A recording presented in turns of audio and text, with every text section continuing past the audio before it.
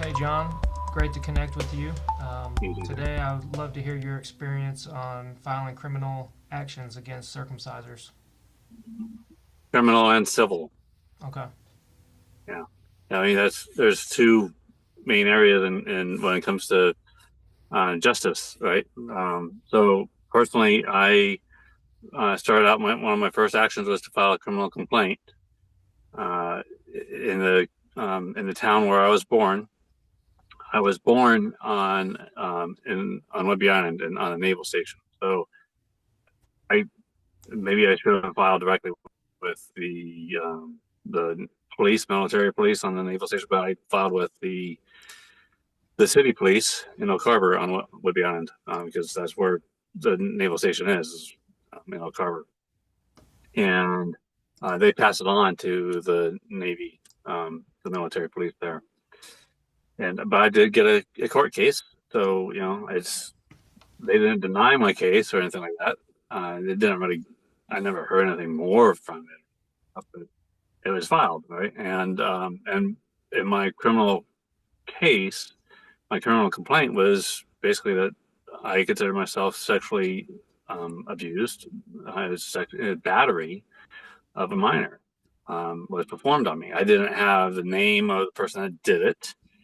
I just knew, what day and where it was done. Um, and this particular hospital happened to just be open the same year I was born. So I went a step further and figured out how to file a tort claim against the U.S. Navy because I was born in a naval hospital. And they responded saying, "No, we don't believe that we owe you money, and you can take this up with the federal court if you want." Now, hold on. I have a Um, question for you.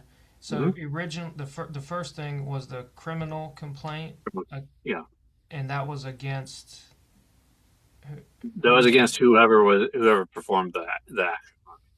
I okay. don't know who the person was. I don't know if they're even alive still. I'm 55 now, so chances are they're they're at least in their upper 70s, and chances are they were probably young. I maybe wrong, but I'm guessing that it was an inexperienced doctor that did it. If you want to call him a doctor, that did it to me. Okay, so they acknowledged receipt of the criminal complaint against the doctor, Yep, I got a case number. and I get case number. And Yeah, did they resolve it, or is it open still, or well, yeah, it probably will remain open for eternity. right? I don't imagine they're going to investigate it. In fact, I'm imagining that it was probably um, uh, you know a laugh. Like Okay. they probably laughed at it, and they probably talked all about it in the whole precinct, right? I imagine they were like, "Look at this guy; he's complaining about a circumcision, right?" Yeah, and, oh. But Mm. that's kind of to be expected. That's the same kind of reaction we get from people on social media. And this was you have to this was in 2018, so things have changed. I think a good bit. Um, but it's like, okay, I'm fine. I don't mind being the clown or looking like the clown in order to save children, babies from what I consider genital mutilation. Um, so yeah, Okay, so maybe that's a step I could take is if I went to the hospital I was born and yeah. asked for medical records on the doctor who circumcised me, and then I could file a criminal complaint against him. Yeah, I mean, I didn't. I asked for. In fact, I did a FOIA request, Freedom of Information Act request, asking for my medical records from when I Okay. was born, and never did get anything. Unfortunately, I did move a fair bit, um, and they did respond once saying, "Sorry, this is delayed," and this was all around the COVID timeframe too, so lots of things got delayed across the board. But I mean, they acknowledged the receipt of my request for my records, and I'm sure there's stuff somewhere in some warehouse somewhere, if they even exist anymore. I mean, when you look at the United States, which is very different from some other countries like Denmark, medical records can be destroyed after like 7 years. Oh, interesting. Yeah, but like if you look at Denmark, and I've spoken with people from Denmark. The person that leads Intact Denmark, I spoke with her. They require records for life. Okay. They keep records, indefinitely, because which I think is an excellent idea. The because if you ever want to look at historically and look at statistics historically over time, you've got to have those medical records in order to Mm-hmm. do the research, right? Right. So it seems weird to me that we'd only do it 7 years. And did you have to request through FOIA because the hospital did not have the record available? Um, yeah, I'm not remembering. Um, but I guess I was assuming. I mean, again, I'm 55, and at the time I was 49. Um, I just assumed that they wouldn't be in the hospital anymore. Hmm. I might be wrong. I don't know. I guess I probably could have tried. I guess And this I'll was, try with the hospital first. I yeah. recently had to get my birth certificate reprinted, and I Mhm. was hoping for some information, but it didn't include the hospital that I was born or the doctor Oh, that delivered me or anything. So, yeah. Yeah. Birth certificates don't typically include that, and that's usually something you request from the state where you're born. okay. All right. Well, that's definitely an action I can take. Um, and again, you can file a criminal complaint without knowing the names of people. I Huh. think Eric Anderson expresses this multiple times in his cases. It's like you don't, the police don't need to know who is being violated or who's doing the violations. They just need to know, if they've got information about where it's happening and when it's happening, that should be enough for them to go investigate. Yeah. Awesome. Okay. And so then you filed a tort complaint against the Navy. Is that right? Yeah. Yeah. Yeah. And how And was both that? of these were online. You can go to websites and submit paperwork or whatever. Mm. It's pretty simple. I mean, the main thing is knowing, like when I filed the criminal complaint, I looked up the codes, the law, so I can refer to the specific codes that I was claiming was violated against me. Mm-hmm. Okay. And I've never heard the term tort. Is that a military action or? Yeah, so a tort is no, it's not military. It's just you can file a tort against anyone, any entity. It just you're identifying that you were harmed in some way, um, financially or physically or whatever, or stigmatically, um, and by such person, and you're making a claim for damages of whatever kind. So I Mhm. claim for $1 million, just threw a number out there. Interesting. Huh.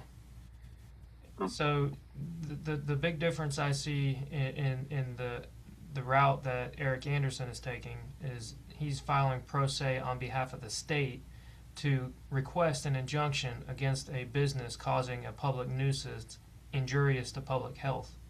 yeah, yeah, he's actually made several claims and has filed several court cases. But yeah, that's I think that's his most recent one. Is he's filing on behalf of the state, which will hopefully get him around the argument that he lacks standing. Yeah. Um, that's that's a very common challenge. That's a challenge I spoke with Eric Klopper about. And for those that are watching this, Eric Klopper is an attorney in Los Angeles. He's the founder of Intact Global, and he's leading up the charge to get equal protection um, for both males and females. And the first lawsuit is happening in Oregon. Um, and yeah, and if you dig a little bit, Eric Klopper was at Harvard, and he did a play called "Sex and Circumcision: An American Love Story." So it Eric got a little bit of trouble at Harvard for doing that play, um, for like one thing that he said. So it's very interesting. Great show to Yeah. watch. Very entertaining and Yeah, very informative too. absolutely. Yep. And what's interesting is that a few of the members from the AAP that he calls out have changed their tone a little bit about this topic recently. That's true. They have backtracked. Yeah. They've admitted it's not a medical procedure. It's only being performed by medical professionals. Yeah, that was Andrew Friedman's claim. Douglas Deakema, who I've met in person in Seattle, because he works at Seattle Children's Hospital.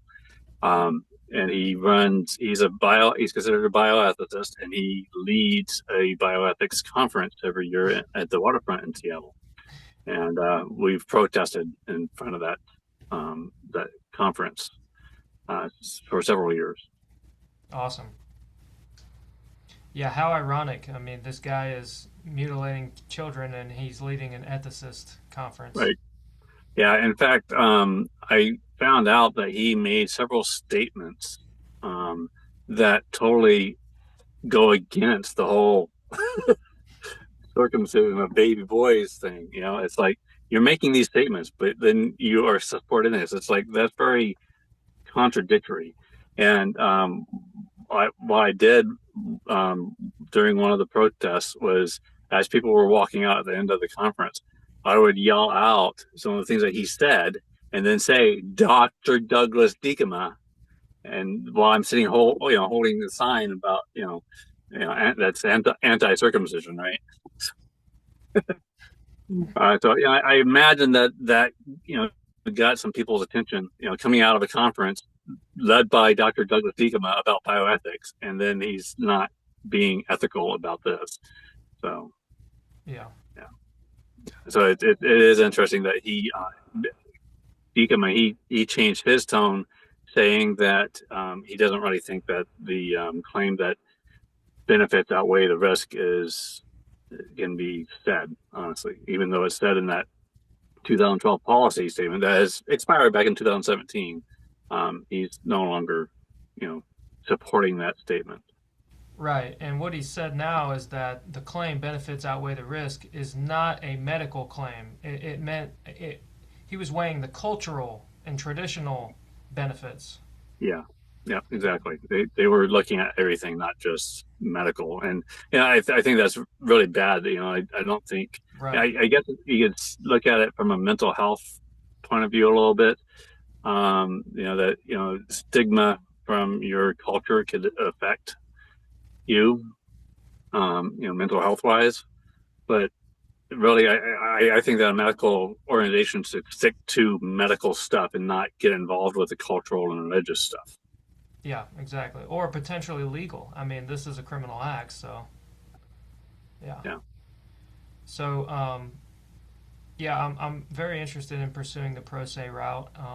One thing that may help me is that I'm going to file against the hospital that cut me, so that could Mm-hmm. help the question of standing.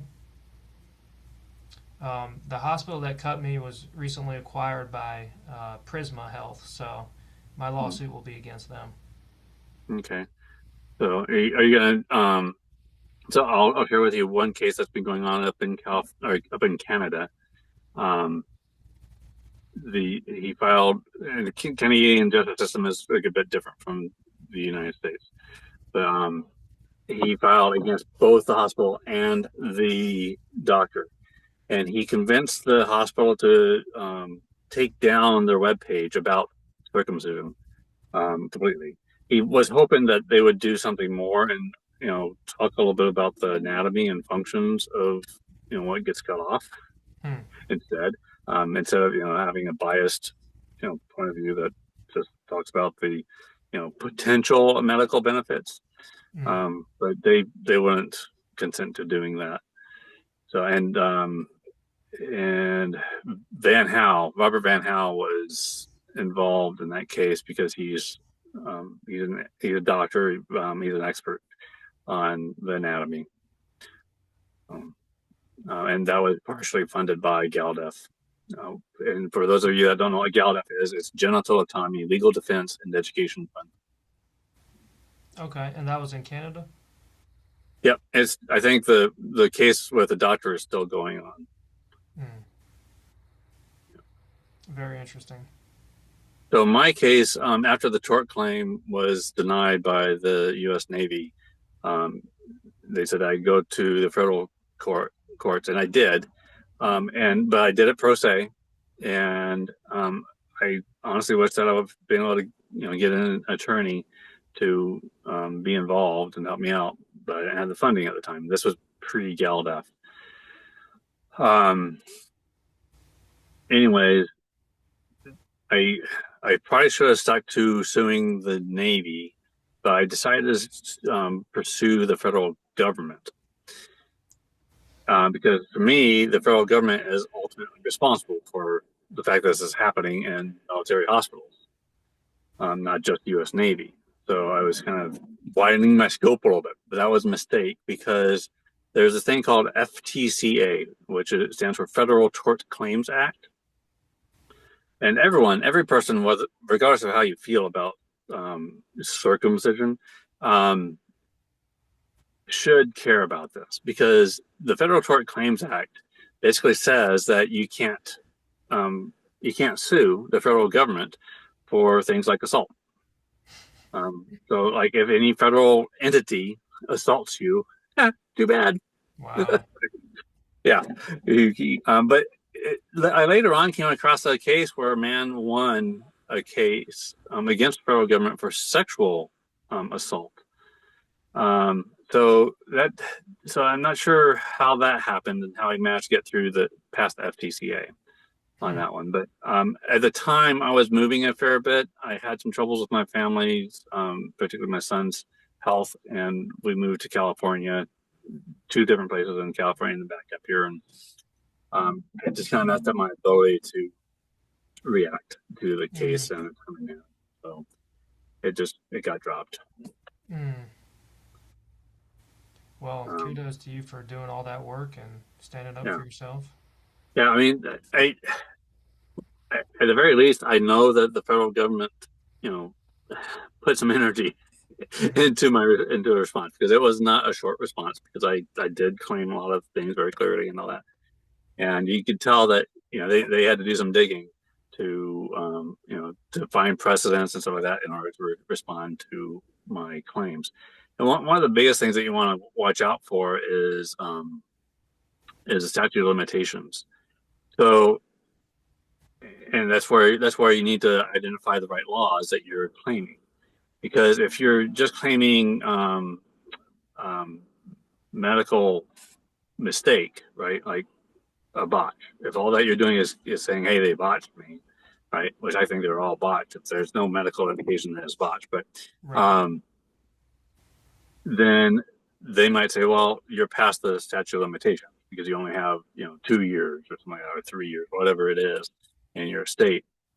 Um, but then you can claim equitable tolling.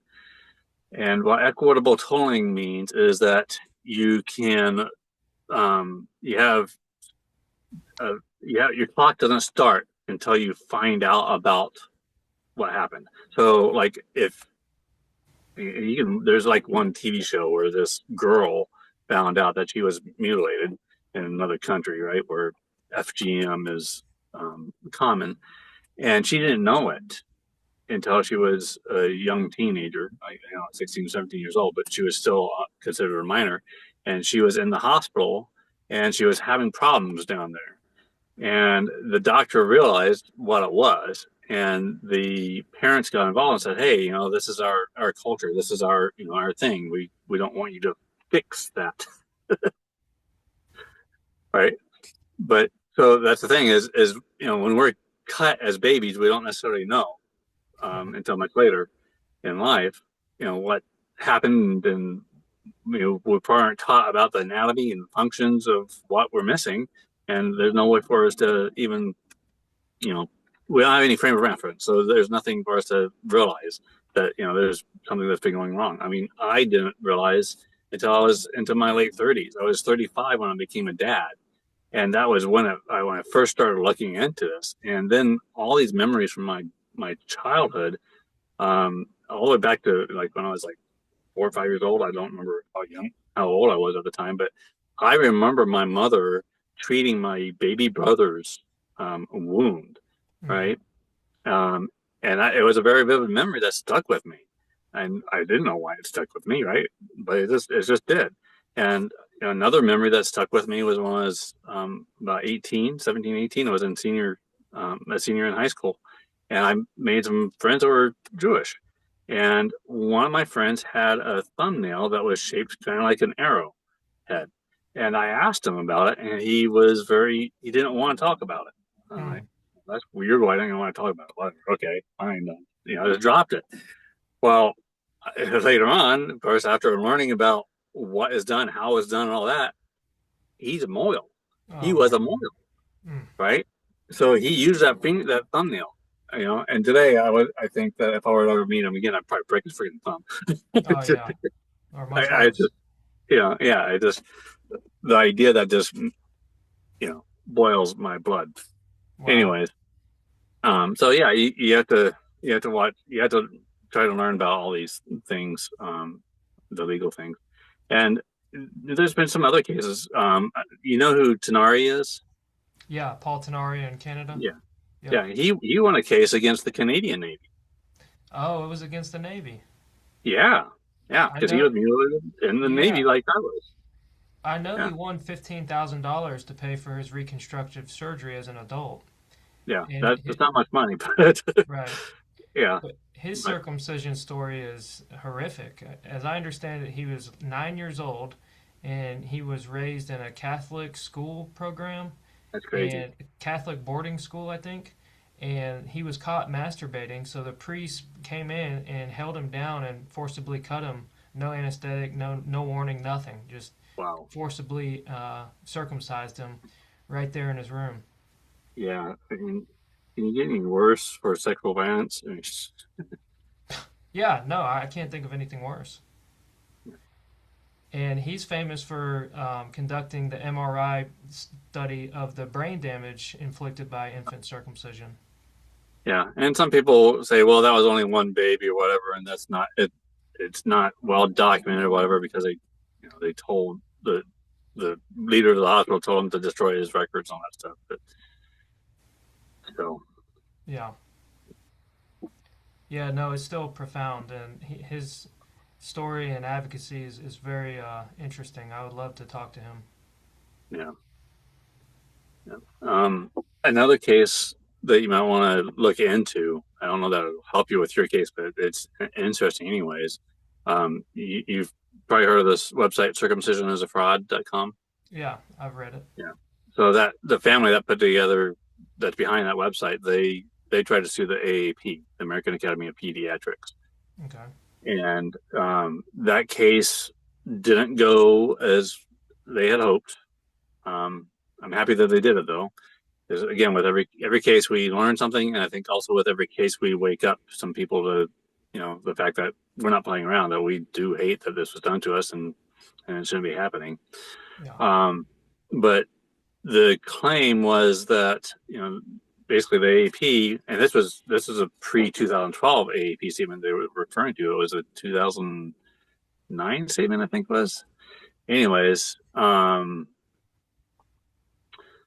the claim was that the AAP has a strong influence over pediatricians and other doctors, right? I mean, a large percentage of them are being done by obstetricians, ACOGs, the American College of Obstetricians and Gynecologists. So, a lot of them will do it right after birth, right there, and maybe even in delivery. Anyways, the claim was that the AP, has an influence, and they should be held culpable. While the court found that they do not have enough influence over Huh. the hospitals and doctors to do so, and a prior case was being used as what do you call it? Precedent. Precedence. Thank you. Which did win. A previous case did win, and so it was thought that that had set precedent. Hmm. But that organization did have influence. In fact, they had control over the doctors. Hmm. So what that might means, though, is that we could sue hospitals and maybe even pediatric clinics, or whatever, that do it, if their websites or their guidance to their doctors, or whatever, says to do it or says Hmm. to pressure it, or I keep trying to find out if nurses are being told to ask people about circumcision, because we know that in lots of hospitals people will be asked 6, 7, 8, 9, 10, 11, 12 times Yeah. before they leave the hospital with their baby boy, Yeah. whether to circumcise or not. And so I'm like, are these nurses doing it because they actually think that it's a good idea, or are they doing it because they're being told to? And if they're being told to, I think that's something that could be leaned on Hmm. um, with litigation. Well, that's interesting you mentioned that because I was out with Bloodstained Men in California last week, and Mm-hmm. the Asian culture was very fascinated by our demonstration and our movement, but they didn't quite understand the problem because apparently in the American hospitals there, the nurses and doctors do not even ask them to circumcise. They don't Yeah, pressure it to the Asians. So I do think that it's racially targeted against whites and blacks. that's interesting. I one dream I often have is just traveling the world and um, surveying or interviewing with people from different parts of the world about the whether they circumcise or not, what they think about the United States, baby circumcision, and whether they cut females or not, and what kinds of cutting they do, and all that stuff, and just collect all that kind of data, because I think we have a good somewhat of an idea of what happens in different companies or countries, in different religious groups, but it would be really neat to have it all cataloged well. Hmm. Yeah, I've learned some about the African tribal practices, and I think some of those are even worse than the circumcisions that we're used to. Oh yeah, the worst case I've heard is the Aboriginals in Australia. They Subcision. yeah, it's pretty freaking gross. Just, Yeah, it's horrible. but at least they do it at older ages, so the Aboriginals, they could run away and break free from the group if they wanted to.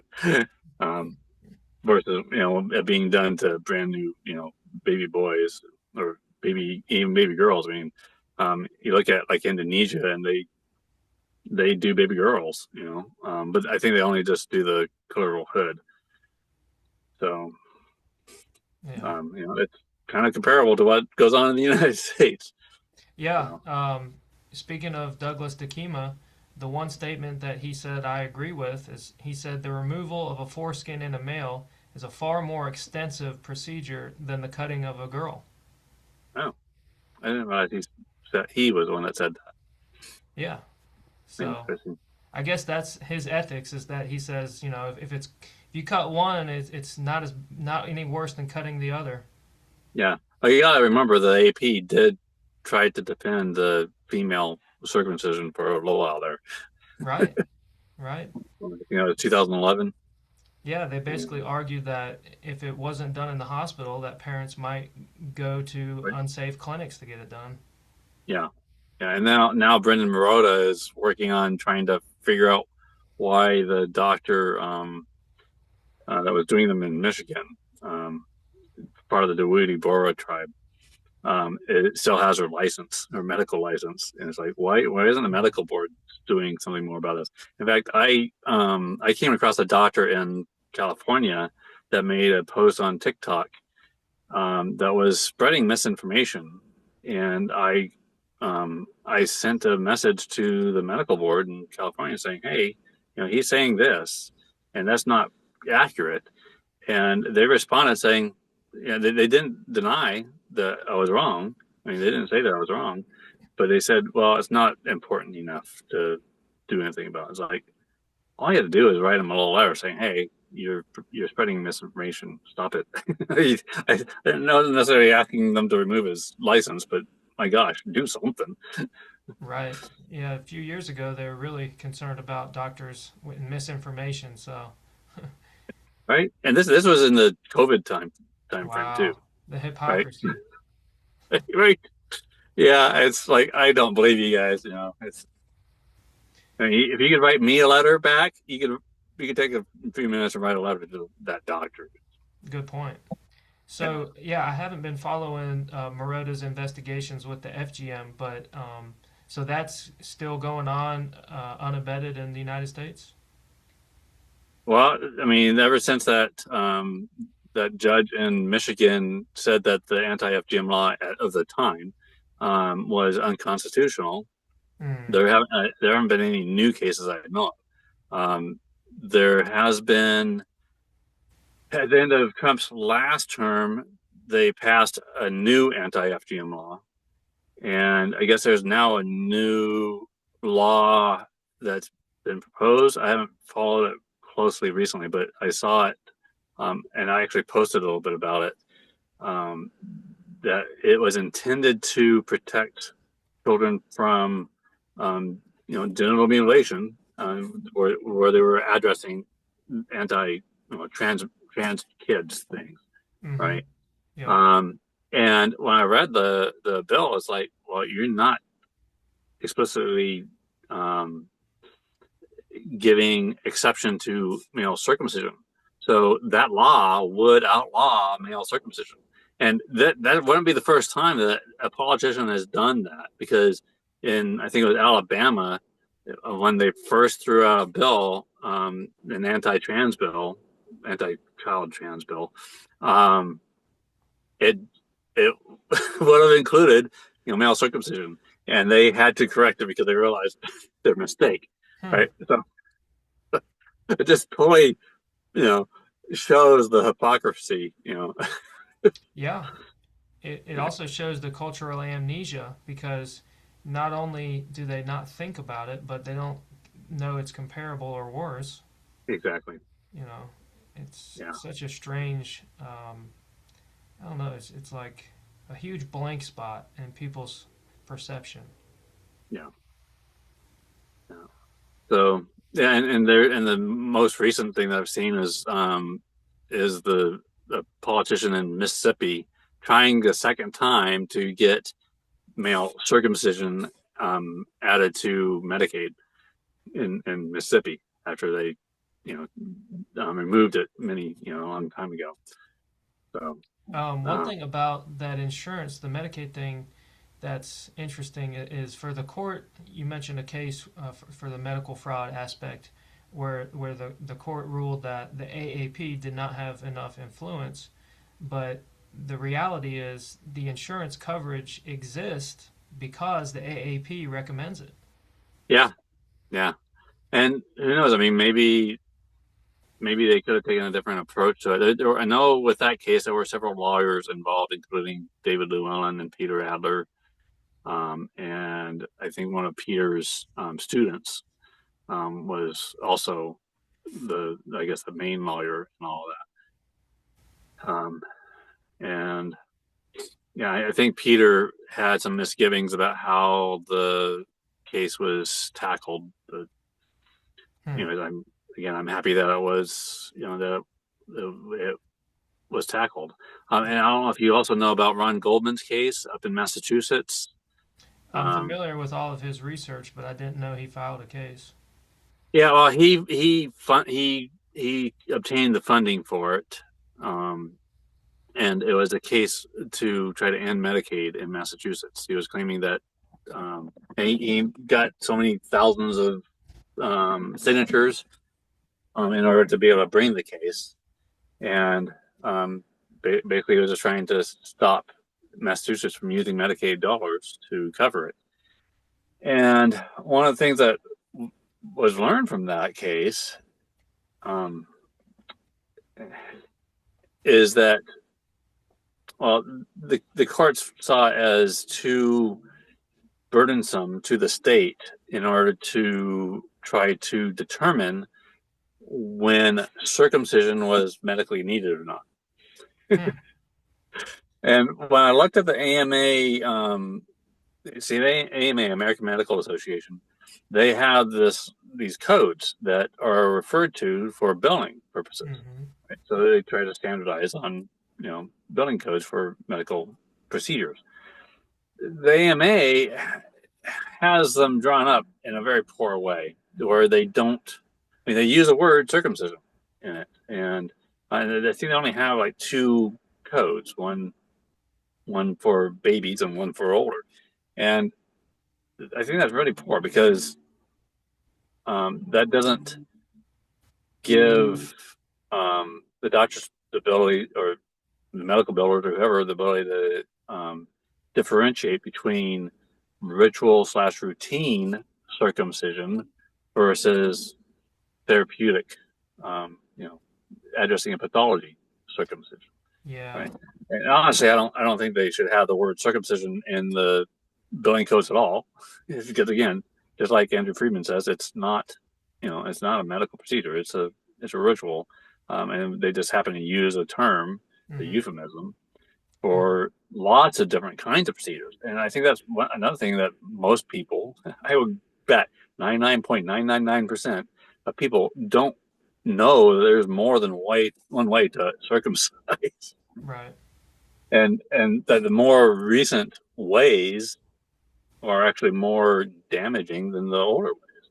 And Mm-hmm. in some ways, I consider myself very lucky that I was done one of the older ways. Hmm. Very interesting.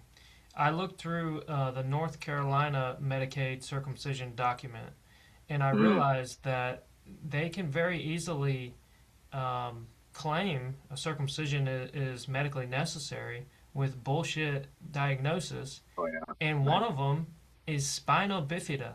And I looked that up, and that's like a spinal issue of a baby. How is that related to circumcision? So Right? even if we do get a court to rule that Medicaid funds cannot be used for Yeah, unnecessary it's true. circumcisions, they can just make up bullshit and say, "Oh, it's medically necessary because he has spina bifida." Yeah. It's egregious, One of the most common most common claims is phimosis, right? right? Which And is a nocebo.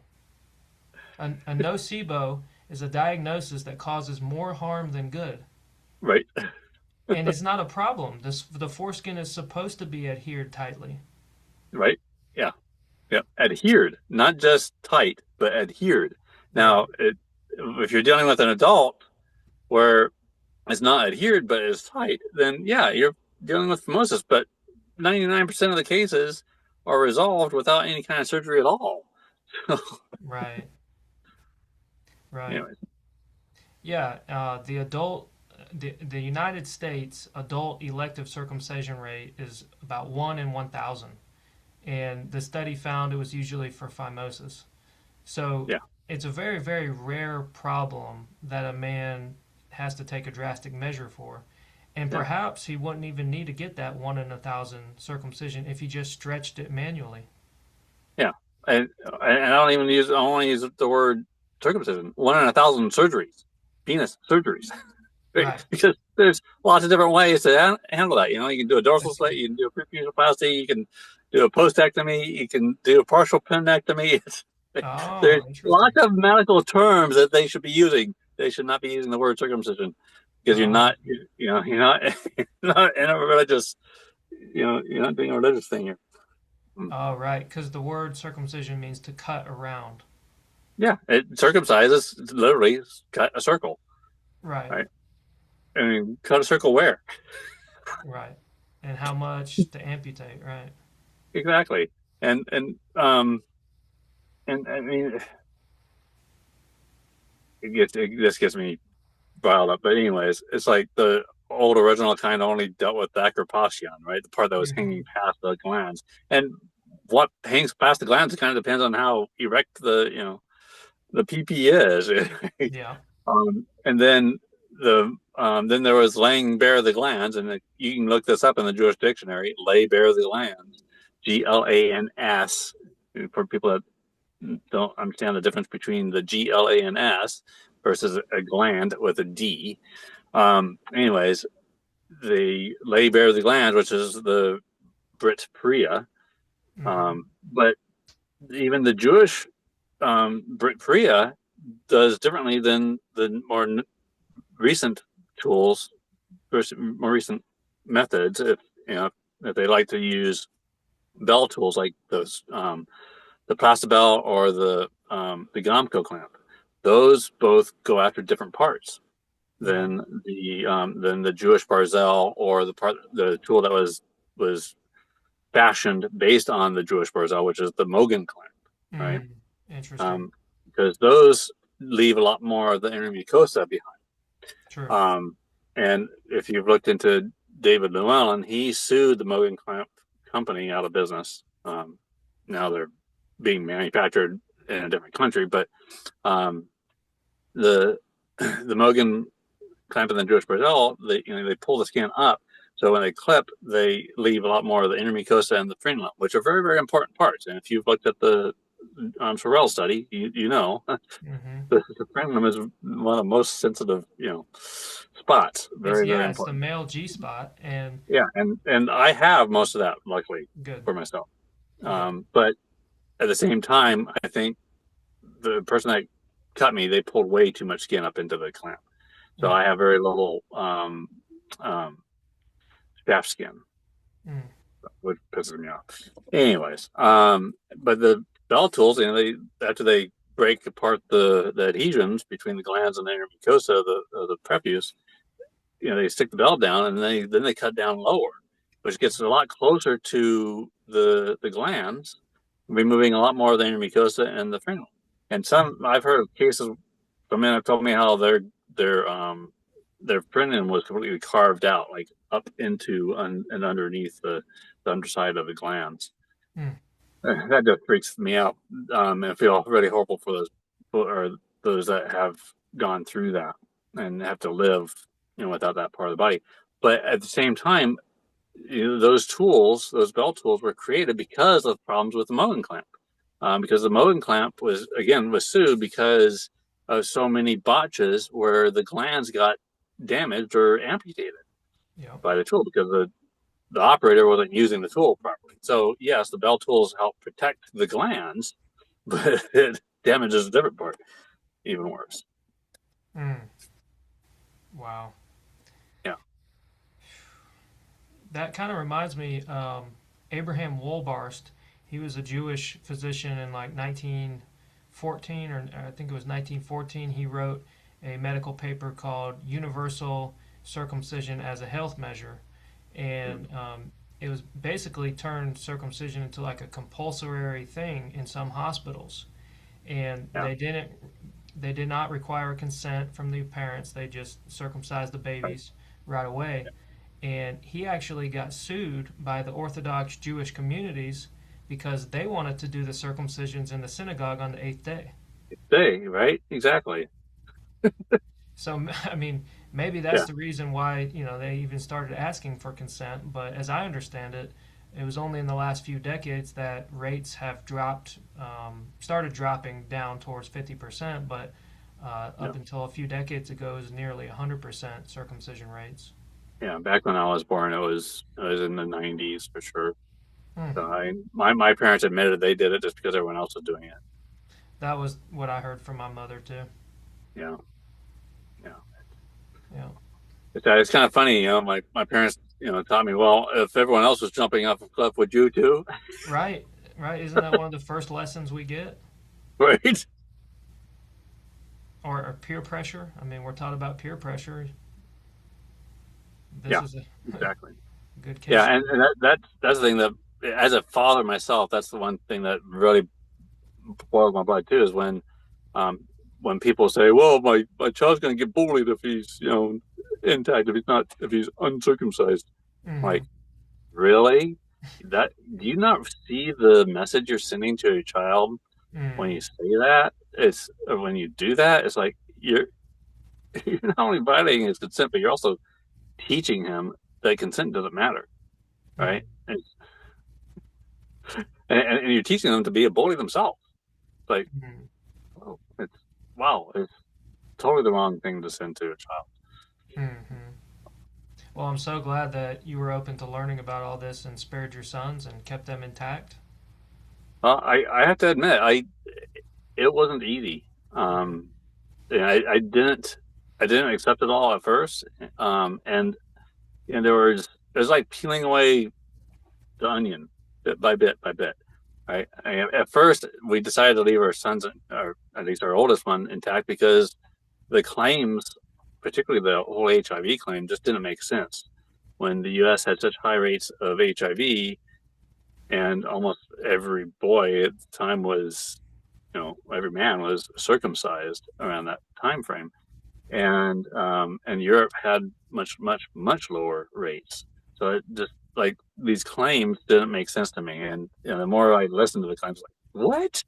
It's like this stuff isn't making sense to me, and I mean it Mm, really has led me to really distrust the medical system, yeah. particularly in the United States. That's very capitalistic. But yeah, as time went on, though, I kept wondering about this. It just kept bugging me, and I kept realizing more things, and these memories. Like let's talk about like the my mom taking care of my baby brother, the Moyle that I was a friend with, and the and also nightmares. I started talking to other guys that would talk about how they had recurring nightmares or still had recurring nightmares, and they explained these nightmares to me. I was like, I had those, and I thought that was just common thing, right? But no, it's a very common thing for circumcised boys, who are circumcised as babies, and mine went away in my late 20s. But anyway, my wife of the time, she would often catch me holding my breath when I was sleeping, or waking up, you know, cold and sweaty, Mm, and um, and luckily in my late 20s, because she was she was getting her master's in behavioral science. She kind of brought home a lot for wanting me to learn with her, and um, and hopefully that I would grow like her too and all that. And so I did a lot of grief work, mm, and after that grief work, those nightmares went away, thankfully. okay. So, That's yeah, good. and I and the learning about the ways that it's harmed me just kept one thing after another. It's like, oh, that's why that was going on with that partner. That's why I couldn't do that with that partner. Or that's why this was happening with that partner. Or that's why this was happening when I was a little boy. And it's like every time I'd learn something, that would just kind of like shut down, or you know, I, it's dissociate, cognitive dissonance, whatever you want to call it. I would just stop for a while and process it, and then come out of it, and then I'd like get more curious about more things and talk to more men and more women about all of this, and I learned something else. So Yeah. it took me a lot of years, and that's why it wasn't until my kids were like preteens that I decided to finally come out about it. My wife start being active with your whole baby here, um, early on when our boys were still babies. And I didn't see myself as harmed. I didn't see myself as mutilated or anything like that. Um, so it took a while for Mm, me to see it and realize it, and see the many ways. And the more I learned, the more I absolutely hate that it was done to me. Um, yeah. and when I think back, it's like I would have had a very different life if I would have been left intact. Yeah.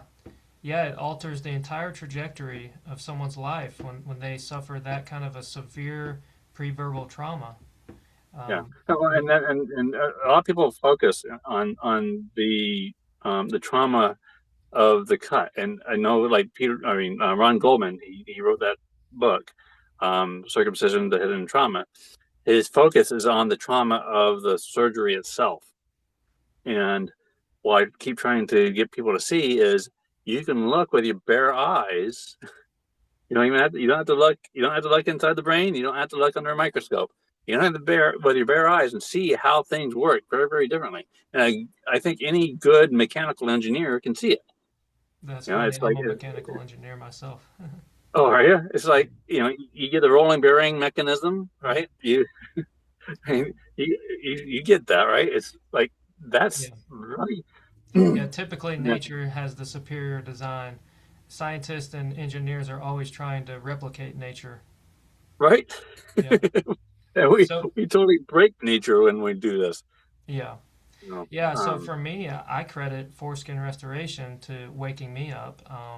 I kind yeah, of knew circumcision wasn't good, but just like most other cut men, I was not inclined to investigate all the reasons why.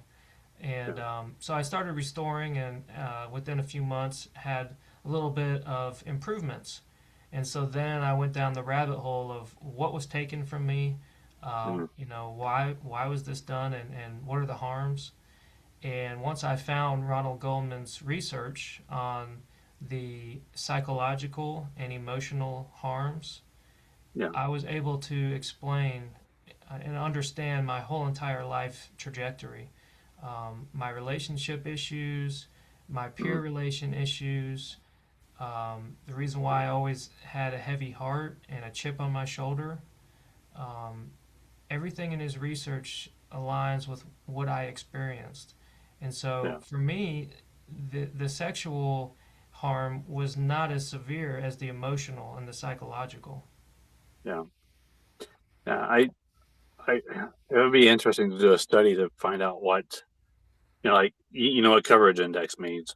Hmm. I'd like to know how many men have, like a 0 to 1, or even worse. Like Carter Signoff, he talks about, he thinks his is negative. Um, like not have any skin mobility during erections at all, or Hmm. like for me, it's like I have craning and I have a scrotal webbing, Mm. and yeah, those things affected me Right. sexually, and not to be gross, but I mean all the way back to when I was a little young boy, Yeah. um, because I would get these unwanted erections because again I have my inner mucosa and frenulum, so those being very sensitive, they would rub against clothing or in my bed, and I would need to masturbate, which is kind of funny because it's like you look at the whole anti-masturbation campaign, it was supposed to stop masturbation, which I think it actually does the opposite. I had to Right. relieve myself before I could go to sleep, Right. right, as a young boy, and Hmm. yeah, that was looked down on, right? Right. You're not supposed to be masturbating, you're not supposed to be touching yourself. Well, it's like, well, if my freaking frenulum and inner mucosa weren't out there rubbing against things, being super sensitive, and Right. even the glands, it's sensitive. It's got desensitized, and that keeps getting more desensitized as age goes on. But like Hmm. those things aren't supposed to be exposed, guys, Yep. and those things are exposed being rubbed against clothing. Right. Yeah, the research So shows that circumcised boys masturbate more often and have more sexually deviant behavior. yeah, right. And it's so, yeah, of course it's going to affect you psychologically, not just the cutting that happens when you're a baby, affecting you because of the trauma of the cutting and the pain from the cutting, but throughout your life because things are happening that aren't supposed to be happening, Yeah. to that part of you. And it's like you're supposed to be able to focus. You want boys to be able to focus on school. Right. I remember being in high school, middle school, and I could never focus because I was getting erections the whole time because my sexual impulse was externalized. Yeah, I mean, how can we be in a safe, secure feeling if we feel naked, you know? exactly. Yeah, I mean the whole cleanliness thing just like wow, it's like okay, Yeah. yeah, I mean, the another point about that is the infection thing.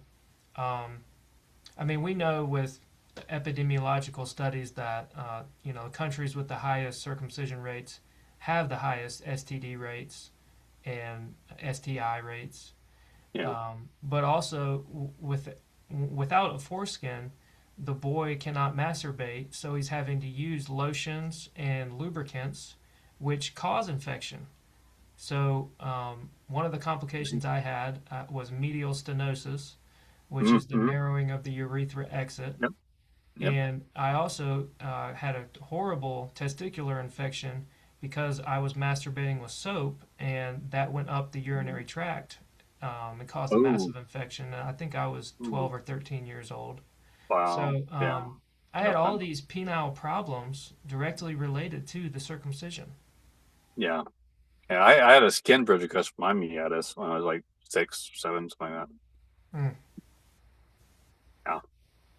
Yeah, I agree with you. They're all botch jobs. Some are worse than others, Right. but circumcised boys have 3 times the rate of penile problems. Yeah. Yeah. And people keep claiming, still claim about the STI reduction. It was like all you have to do is like the more recent studies. Yeah, Canada and Denmark both released some yeah, I saw that. in 2022. Mm-hmm. Yeah. Very interesting. I mean, it's kind of common sense too, because if the penis is tight and has scars during intercourse, it's more likely to have micro tears and also cause his partner to have tearing and Yep. lacerations, and Yeah. both points of contact could introduce an infection. Absolutely. Yep. Yep. I had a couple partners that tore off, and I learned, it's like I got to slow down and can't do a quickie. Just can't do a quickie. You Mm. gotta get things lubed up right before you get going. And even after you do get going, you have to make sure things stay lubed because Yeah, you can, because we're missing parts, we cannot, we could last too long. yeah, And the way that things work functionally, we actually dry out our partner faster, yeah, because we don't have that rolling mechanism. right. So yeah, so things dry out faster, and then if things dry out faster, then you end up with micro tears. Mm. Yeah. I've also seen research that circumcision is associated with premature ejaculation. Well, I mean, I could go both ways.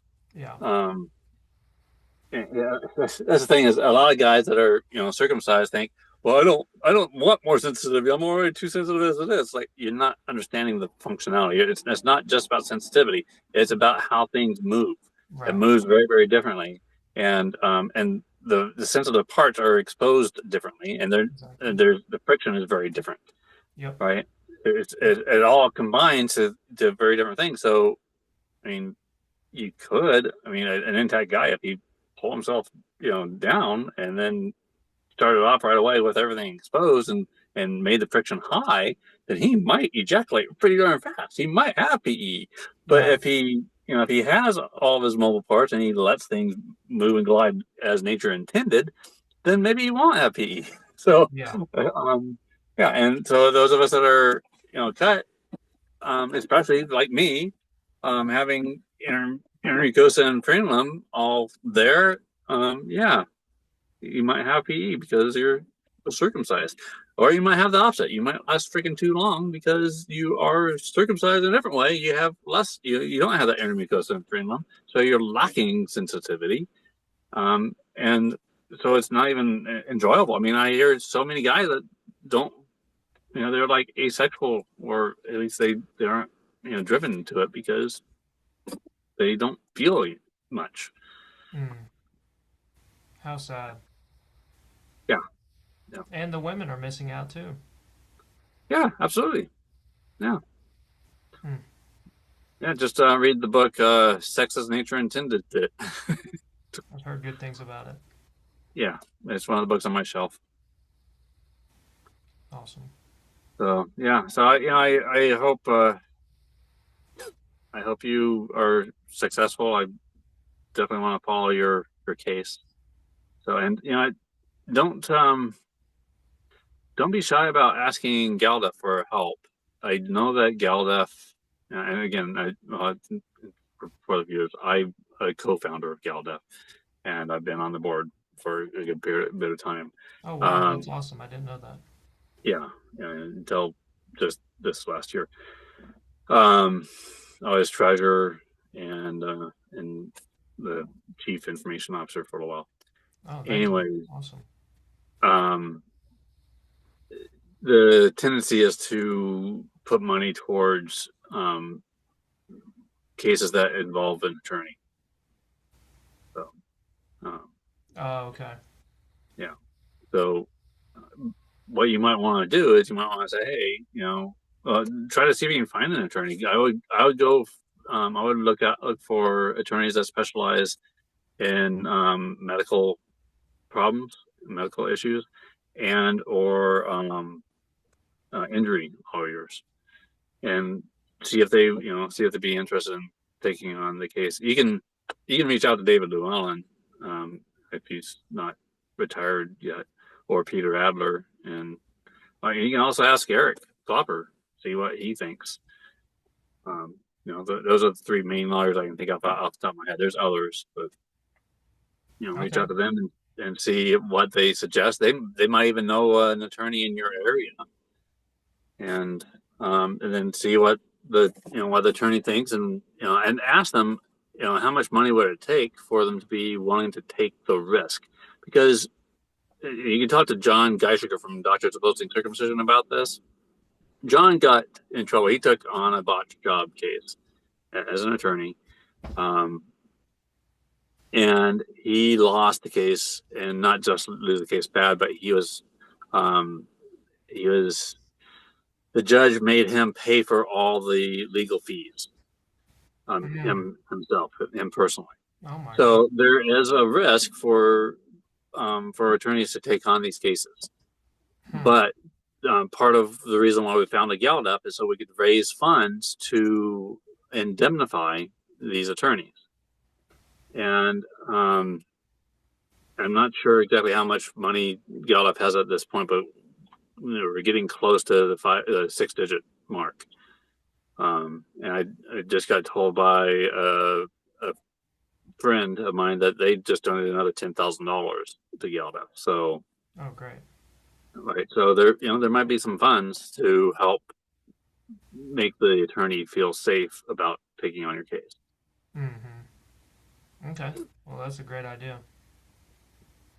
As I understand it, with the pro se route, it's like $500 to file it.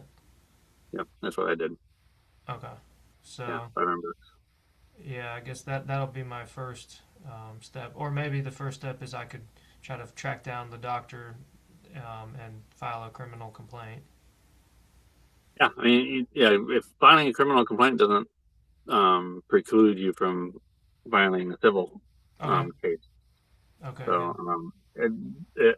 I would caution you about filing a civil case without an attorney, and then deciding Okay. later on that you should have an attorney. Okay. Then it's a little harder. You might want to figure out whether you can find an attorney first. Hmm. Okay. Well, that's a lot. That's a lot of good stuff for me to think about, and You know, appreciate you sharing your experience.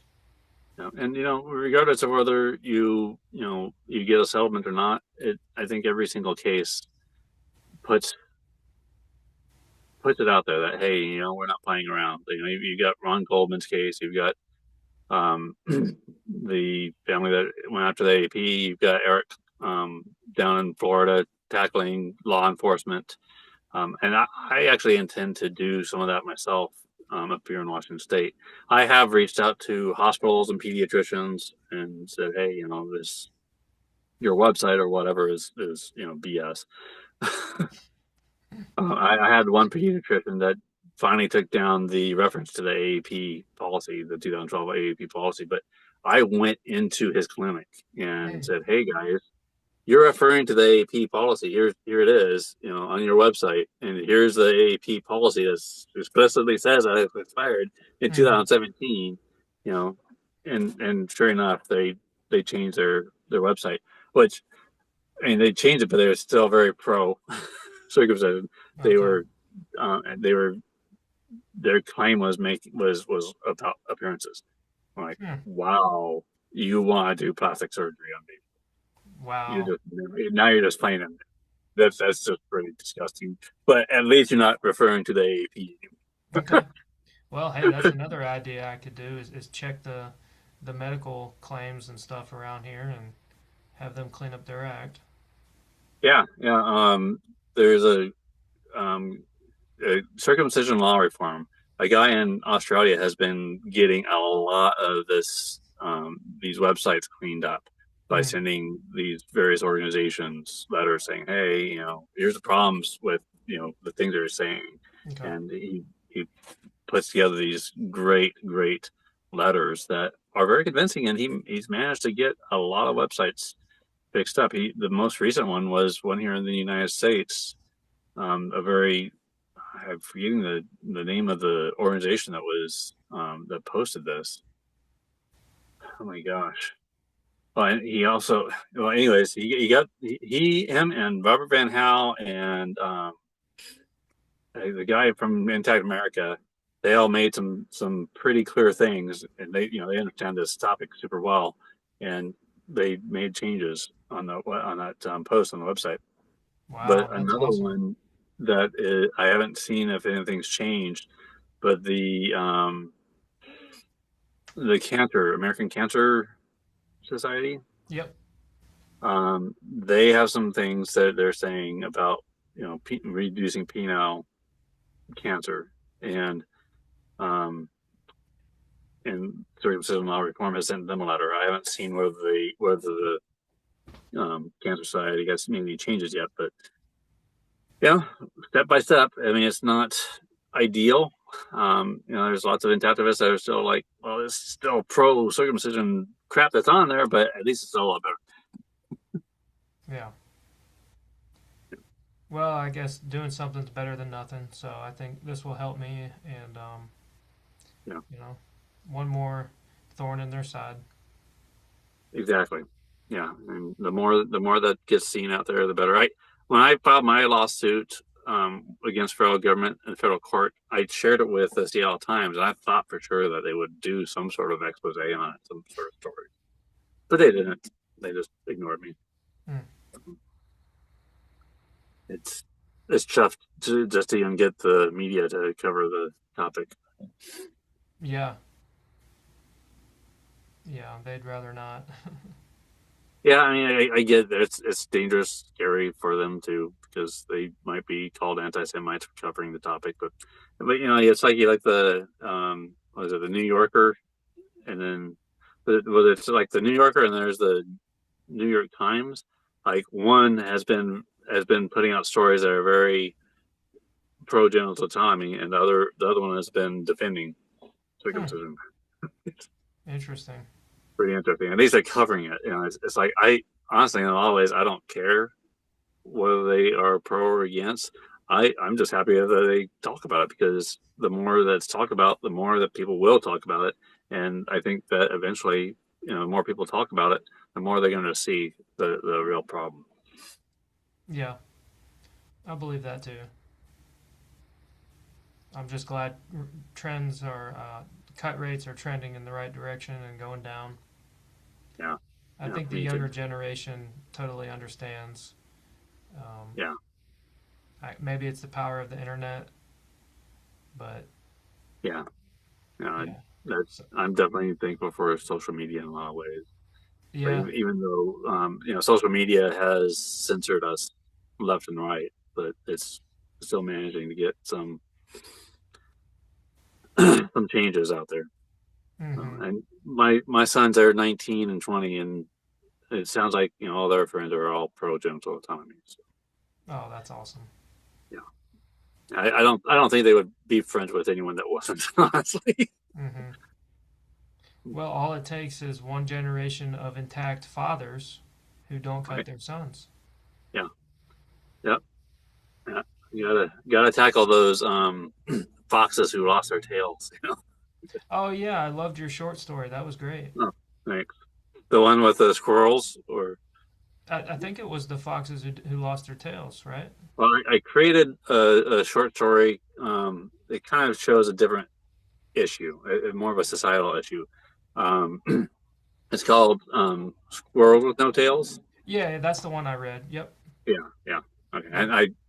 I finally got AI to do a little bit of a cartoonish thing, images with it. It's not ideal, but I couldn't find anyone else to draw up squirrels for me. So, No, that was really cool. That's the one where like the ships of new people came in and told them they had this new custom or whatever that's better.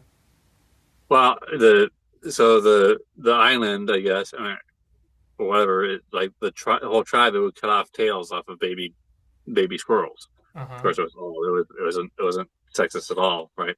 And Okay. so all these squirrels in this tribe had no tails, and then these outsiders came in on ships, who are squirrels that do have tails, and this young squirrel, was like, "What is that on your back end?"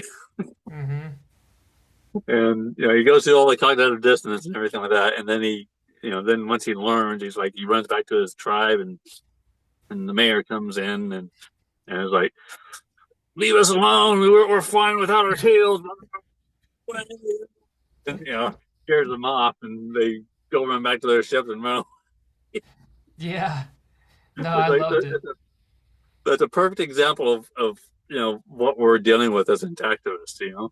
Yeah, and I loved your analogy that you made with the one who became enlightened on it said that with a tail we would have better balance, and the mayor was like, "I have fine balance. I don't need a tail." Yeah, exactly. Very Yeah, similar thought process. yeah, exactly. Love it. So, is that a children's book? Well, I intend for it to be published. Um and I just put it out there on my website, my blog for now. I guess I've been hoping for someone to come along and say, "Hey, let me do our cartoony stuff better. Let me illustrate it better, or whatever." Because I mean, as good as AI is getting, it's still a lot of people hate AI because it comes up with some junk, right?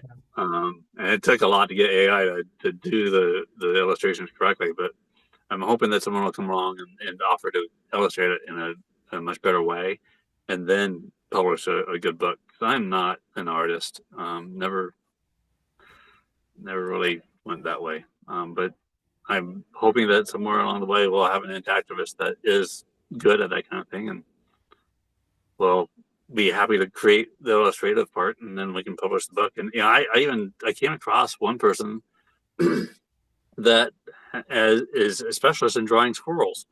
Hmm. And I said, "Hey, would you be interested in illustrating for this book?" Um, and I even said, "Hey, even if you want all the money from the book, I don't care. You can have all the freaking royalties. I don't care. I just want to get it published." Um, I do this for my heart, not because I'm looking for money. But they ghosted me, so Hmm. yeah, Okay. Well, I know some artists, so I'll take another look and share it with them and see if they're interested to help you out. yeah, that'd be awesome. Yeah, I'll definitely do that. It's a great book. I there's a astrotheologist that I follow, and the work that he presents is a little bit too revealing and deep for the masses to accept because it kind of Mm-hmm. underlines some of their religious beliefs. So he Yeah. wrote a series of short books that are fictional, and Mm-hmm. they help teach some of this. But he said that writing fictional stories is the best way to teach these hard concepts or Yeah. complex topics. Yeah. Yeah. There's a lot of knowledge and lots of short stories and movies and stuff like that, and I think it's been slowly waking up the masses. Great. Exactly. Very cool. Well, you're a genius for doing that, so thank you. Thank you. Appreciate it. Well, I appreciate what you're doing. I like your videos that you're putting out on YouTube. Oh, I appreciate that. Yeah, I'm kind of moving in a few different directions, but trying to make progress. It's, there's a lot of directions to go with. One of the things I keep thinking too is, there's lots of content out there by people like you and I, and even Brendan Marotta, who was, in all ways very successful with his documentary. but people avoid the topic, and I just keep looking for ways to get people to care about this. Like there's other people that touch on the topic that have millions and millions and millions of viewers. You think of like guys like Penn and Teller and Adam Conover, from Adam Ruins Everything. Those guys cover the topic. Um, and unfortunately, I'm not a superstar like those guys. But Yeah. maybe we get more superstars to bring more attention to the issue. Mm-hmm. Oh, I think it's possible. I have this pipe dream of getting Brother K on Joe Rogan. Oh yeah, I would love that. Oh yeah, he would Yeah, do such a good job on there. yeah. A lot of people have reached out to Joe via social media, or whatever, and said, "Hey, Joe, why don't you interview this person?" That, whatever. I mean, at least Joe talked about it with that New York, I think it was New York Times author. So, and she didn't have a whole lot to say in response, but Mm. that's interesting. Yeah, but I feel like if we had a full episode with a leading activist with Joe, that could Right. really make an impact. Yeah, I, there was a show back in the 70s or 80s. It was a regular talk show, and Marilyn Milos, Brian Morris, um, and a couple other people. I mean, Brian Morris, who he is, right? Yeah, Brian Zimmerman, yeah. Um, a the biggest doctor, proponent of circumcision. right? Yeah, he's makes me grosses me out. Yeah, same. Anyways, they were all on a talk show, so it'd be neat to have something like that again. Yeah, I haven't seen that. And unfortunately, it feels like a lot of those talk shows are, I don't know, they're becoming very specialized or whatever. They don't have the um the views like they did back then. I think social media has taken things over a lot. Yeah, exactly. They've been I replaced mean, by personally, podcasters. in a lot of ways, I am personally drawn towards podcasters and things on social media more than the mainstream stuff, anyways, because I know that the mainstream media stuff is being too cleansed or too much censorship in it, and it's Hmm. not real. So I would think that those mainstream media people would kind of get a clue. Yep. That, hey, well, maybe we should be doing like the people like these podcasters are doing that are getting too much attention. Yeah, I think the new sense of credibility is genuineness, Yeah. and the mainstream doesn't. The mainstream is not genuine, and people can tell that, so they don't trust it. But convos like this are, I think, going to really help, and um, you know, it's great to connect and build our network. I appreciate your help. Yeah, absolutely. And for everyone watching, like and subscribe. Thank you. See you later, man. Bye.